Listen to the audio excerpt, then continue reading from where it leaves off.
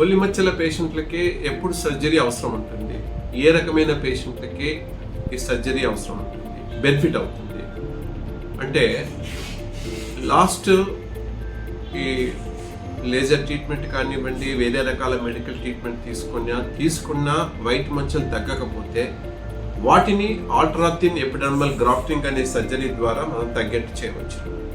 Number 1. Number 2, segmental vitiligo. Segmental vitiligo అంటే బాడీకి ఒకటే వైపున వస్తుందండి. సో ఇది ఎక్కువగా కూడా మనకు చిన్న పిల్లల్లో ఎక్కువ కనిపిస్తుంటుంది, అదే పెద్దవాళ్ళలో కూడా కనిపిస్తుంటుంది. సెగ్మెంటల్ విట్లిగో అనే ప్రాబ్లం చూడడానికి కొన్ని మచ్చలే ఉంటాయి, చిన్నగానే ఉంటాయి, కానీ మెడికల్ ట్రీట్మెంట్తోనే ఇది తగ్గడం చాలా చాలా కష్టం. వైట్ హెయిర్ వస్తే మరీ కష్టం. సో ఇట్లాంటి వాళ్ళని మనం ఈ ఆల్ట్రాథిన్ ఎపిడర్మల్ గ్రాఫ్టింగ్ సర్జరీ ద్వారా ఈ మచ్చల్ని, ఈ సెగ్మెంటల్ విట్లిగో కానివ్వండి, ఈ రెసిస్టెంట్ విట్లిగో ప్యాచెస్ కానివ్వండి, గ్రాఫ్టింగ్ ద్వారా మనం తగ్గట్టు చేయవచ్చును. వితిన్ 2 monthsలో బ్లాక్ స్పాట్స్ కనిపిస్తాయి.